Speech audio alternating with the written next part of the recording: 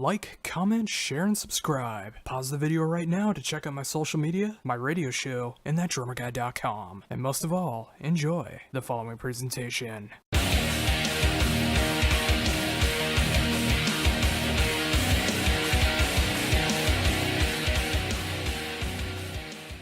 Hello? Hi, how's it going? Hi, now I can hear you actually. I guess there was some scheduling conflict with the daylight saving time and whatnot. Oh, not a problem. Well, with that, I'm very thankful for you taking the time to be able to do this interview. No, of course. My pleasure.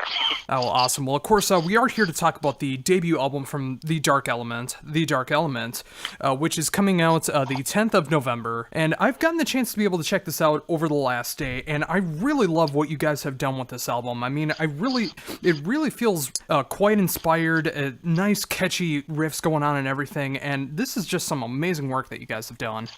Oh, thank you. That was our goal. Just write good, catchy songs. That's where it's at. So, with that, I mean, the first question I gotta ask is, how did this whole band come to be?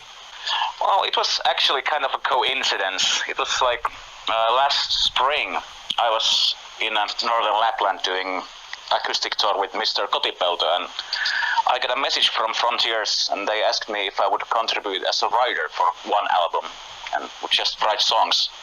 And I told them that I'm pretty damn busy at the moment, but in 2 weeks I can try. And I just made the deadline and sent them one song, and I guess they liked it since it went to the album. And then it took 1 week or something, and Serafina from Frontiers then contacted me and asked if I want to write and produce a whole album. I was like, sure, why not? And then they asked me who I'd want to work with, and well, I've been kind of lucky to work with many great male singers like Timo Kotipelto and Toni Kakko and all these guys. So I was like, I'd like to work with a female singer for a change. And they were like, okay, do you have someone in mind? And I'm like, actually, no. And they were, okay, let's see about this. And it took a few days, and they got back to me and asked Anette Olsson, how do you feel about her? And I was like, yeah, I remember her from Nightwish, and she has a really cool, very pop sound, so that would work perfectly. So let's do this. It was it just happened.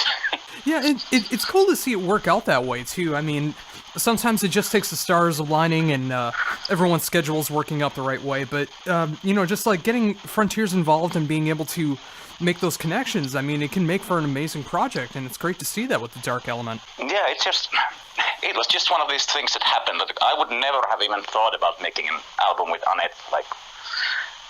Now it seems obvious, why not? But back then, this thought would never have even crossed my mind. And when they get back to me with it, I was like, sure, that sounds like a great idea. I love her voice. So, with that in mind, when you were writing for this album, did you know ahead of time what direction that you wanted to go in, or did it take more of the formation of getting Annette involved until you decided where you wanted to go with this album? Well, I had a rough idea, of course, that I wanted to make how do we say, not too complicated album, make songs that go straight to the point and they're catchy but still heavy. But of course then I already at this point I knew Annette would be singing these. But then when I started communicating with her and sending demos, and then when I got the first demos back with her vocals, I was oh yeah, this is how it's gonna sound. This sounds cool, now I know what we're doing. Well, that's great to see, too. I mean, it's just when you are able to get more of those contributions, I mean, from Annette, and then when you're able to fill out the rest of the lineup as well, I mean, when you get all those paths aligned and being able to just write some great, catchy songs like this, I mean, having the idea in mind to be able to do that, but to really be able to get it full-fledged like that, I mean, it's amazing how inspired this sounds, yet catchy at the same time. Yeah, it was really fun when the wheels get in motion, and I was like, hey, this is actually going to happen. And then when it went onwards and I started hearing more things get together, and shit, this might actually be quite good. And I had put aside time for me to write everything and all this, but then, then of course deadlines are deadlines, and they get pushed back, and then I had some other stuff to do, and I wasn't totally happy with all the songs, and at that point it had gotten to the point already where I was like, I'm not gonna half-ass this anymore. This is too good already. I'm not gonna release this if it's not ready. So then just push back the release date and just work on it until you're totally happy with it. And with that, I mean, was it with the time scheduling that made things get delayed, or what was the reason that caused all that? Well, of course, when I started, it felt feasible. Like the original delivery date for the master was at the end of January this year already, and it felt feasible back then. But then when the drums were recorded, I still wanted to do some changes on the songs and like polish them more. I was like, this might not happen since we need time for the mixing and everything as well. And then I had kind of other stuff that I had to do as well. Like I went to do some acoustic shows with Timo Kotipelto, and then I was asked to fill in for a few Insomnium tours and all this. So I was away from the country for like 2 weeks, 3 weeks. So then I had to take these times off and couldn't work on the album, and then you come home and get back to it. So it got pushed back, but at the end, Frontiers was really cool. They didn't like push me with it, like you have to finish it now. So I take that as a vote of confidence that they knew that I actually want to make it as good as I can and not just push it out like, here's your product, give me my money. Yeah, and that's so great to hear too. I mean, rather than feeling like you had to be forced, I mean, it's great that Frontiers was able to work out and make it so that you can make the album that you wanted to make, rather than having to feel like you had to put some filler tracks on there or songs that you're not going to be proud of. The fact that you were able to take the time to be able to do that, I mean, it definitely worked out for the best. Yeah, it did, and I'm really grateful for it, that they really gave me the time when I had to tell them the first time, like it's not going to be ready by the end of January. That's just not going to happen. Like, I don't even have everything together here yet, and then we need like at least 2 weeks for the mixing and then mastering, and then you guys want to have probably 3 months or something for the promotion. So this album is not gonna come out during the spring, and they were cool with it. But of course, at some point you have to set some date when it has to be done, since I'm kind of one of those guys that if I don't have a definite deadline, I'm going to just keep on working it until the end of times. So at some point you have to put your feet down and this is when it has to be ready. So with that, I mean, with the album coming out next Friday through Frontiers, having all of this time this year to be able to focus more with the album, what do you feel improved the most when having this much time to be able to finish up the album? The songs, like that's what was my main point, and like I had a few songs that, I had to book the drum recordings, for instance, quite early, and they were done like already a year ago now. And then we went and recorded all the drums, and there was like few songs that I wasn't too happy about. And this gave me the time, like I totally built the songs from ground up. Like I had the drum tracks, so I had like, this is the tempo and these are the parts, but I can totally rework everything still. And that helped a lot, since there were 1 or 2 tracks that I really kind of wrote all over again. And so, with that now, with having all this time, I mean, how are you feeling about the album now that you're doing the press cycle and being able to promote the album? Well, of course, it's the same as with every album. When it's actually finished and you get the master, you listen to it like once or twice and check that it's okay, and then you kind of push it back a bit, since, for instance, this album, when I got the master, I had been working on it for almost 1.5 years already. So I was pretty sick and tired of the songs.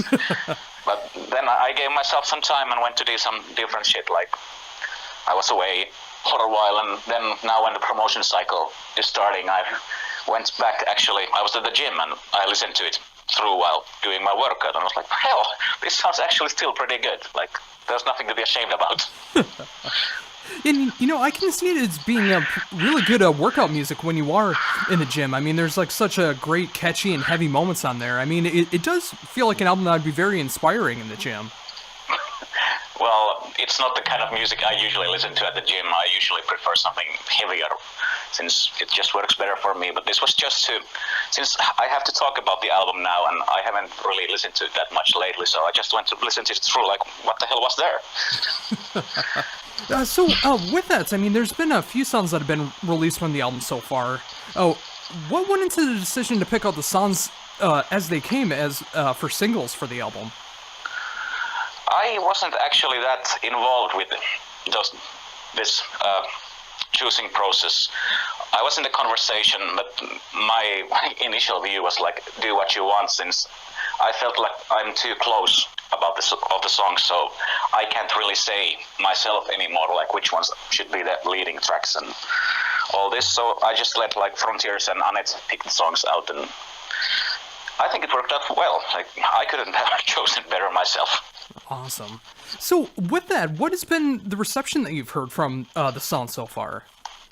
Surprisingly good. Like since when I started doing this, it felt like, well, this is a project where I'm just like, I'm a hired gun to be the writer and producer, but then when it came together, it started feeling like more personal to me, and now when the songs have been coming out steadily and seeing people's reactions to it, like how much people seem to like them and like how much hits they are gaining in YouTube or whatnot, it's like, holy shit, people are actually liking this, cool.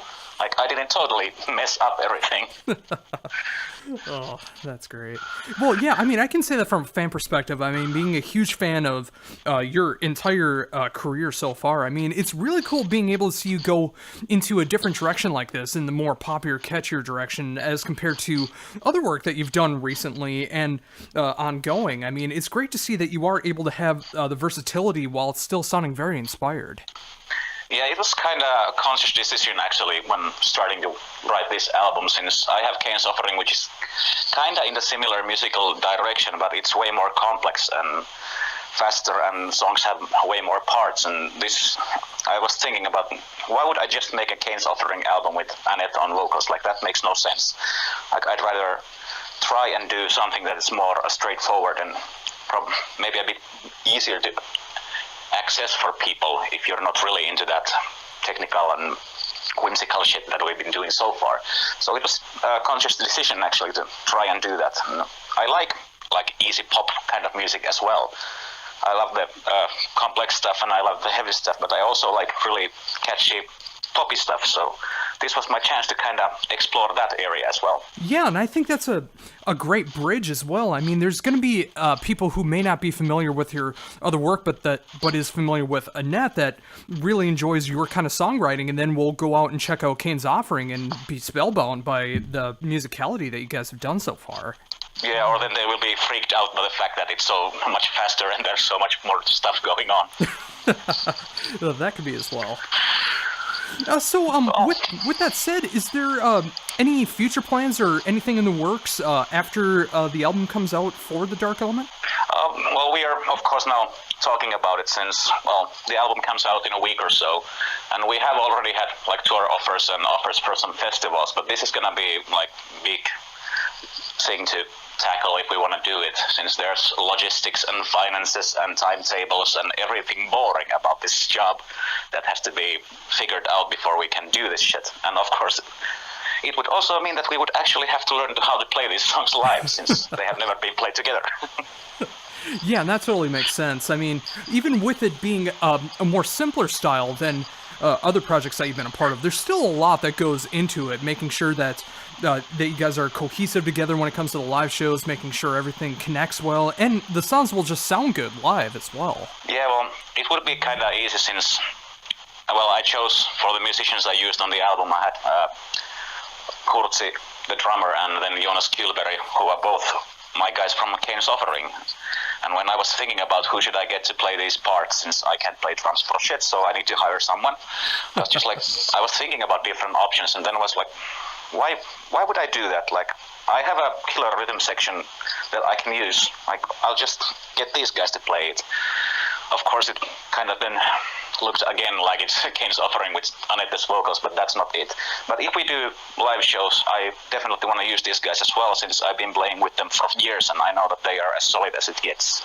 Yeah, and that totally makes sense too. I mean, when you already have that musical chemistry going on with Cains Offering, I mean, it's great to be able to expand a little bit more with the Dark Element and go into just a little bit of a different territory. But since you already have that chemistry, I mean, the songwriting and the musicality is already right there. Yeah, the guys are excellent players, and they know my style of writing already, and we have recorded albums together, so they kind of know my production as well, like what I'm looking for with their performances, so it was really easy. So why would I use someone else when I can use these guys and I exactly know what I'm gonna get, and there's never gonna be any problems with these guys. So let's play the safe route with this one.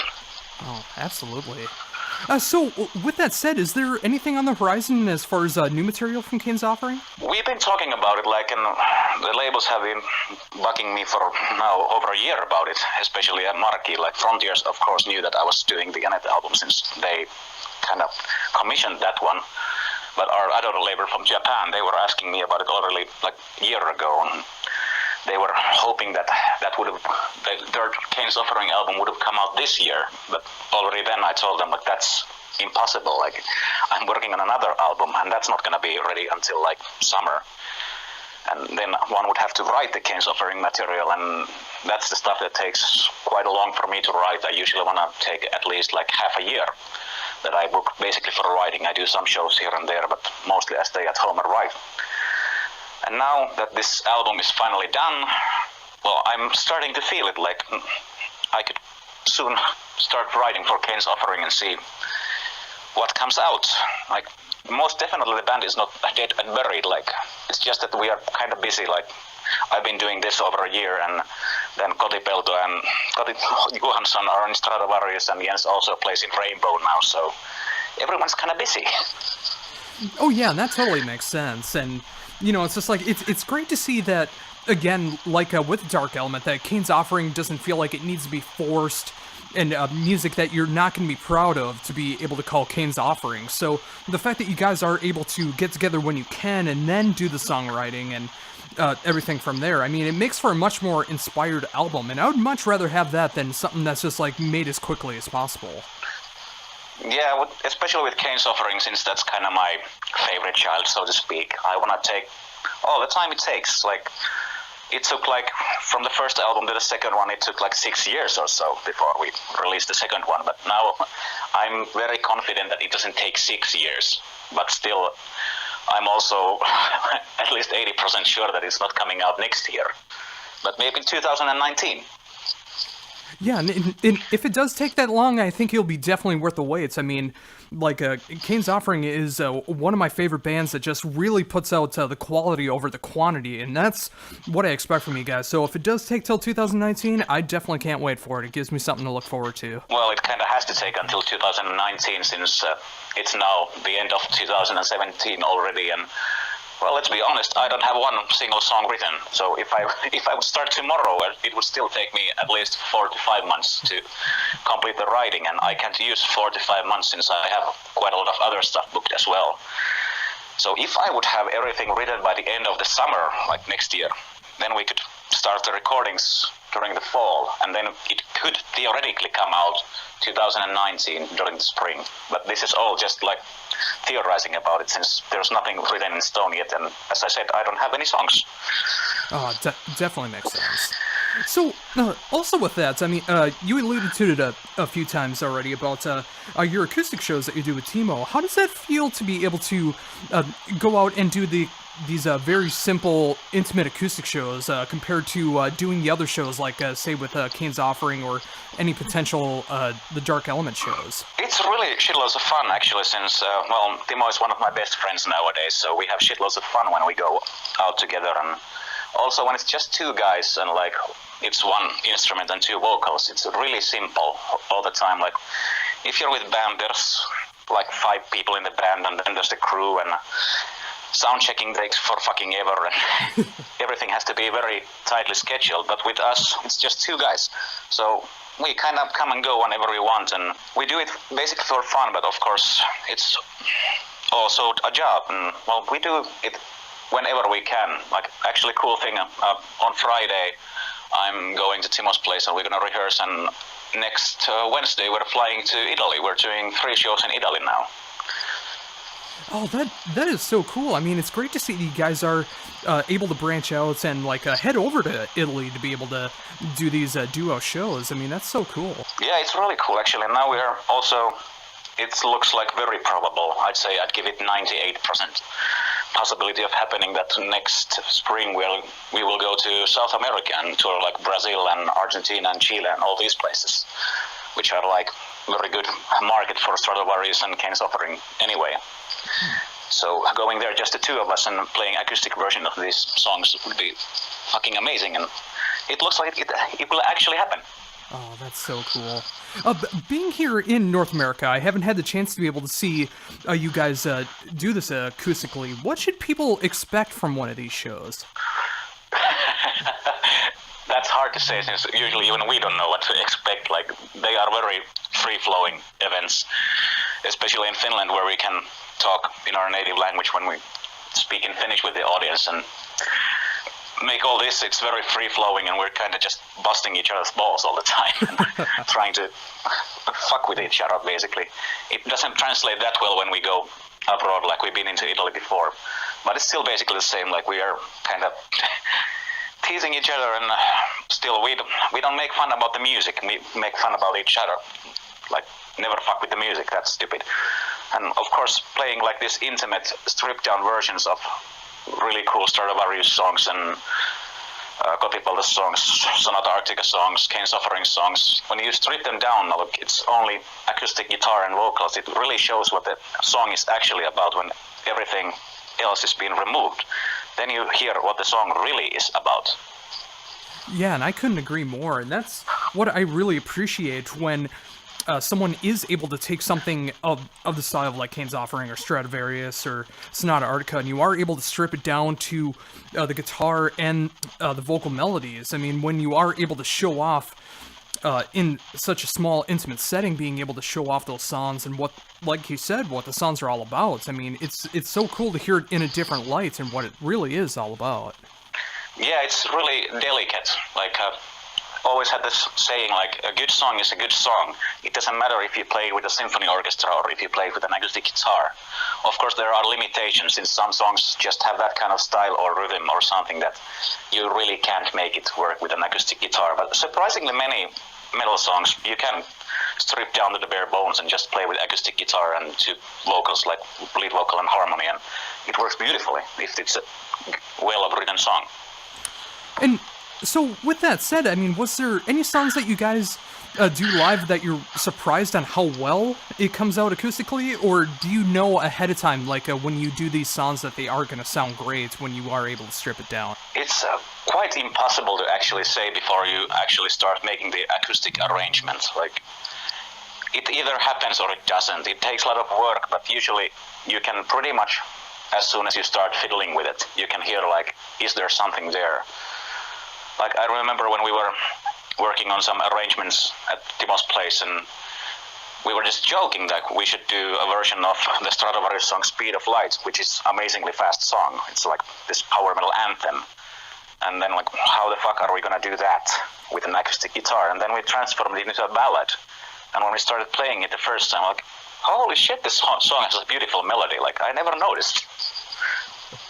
Oh, that's so cool. I mean, yeah, it's like, I haven't heard the acoustic version of that yet, but it's just like I'm picturing it in my head right now, and the fact that you were able to take such a great power metal staple like that and be able to make an acoustic version of that, I mean, it really shows how great of a song can be when you are able to strip things down and play it so simple in comparison. Yeah, it's when you strip down the, like, hyper speed and everything, so it's just bare bones. This is the chord structure, and here's the melody.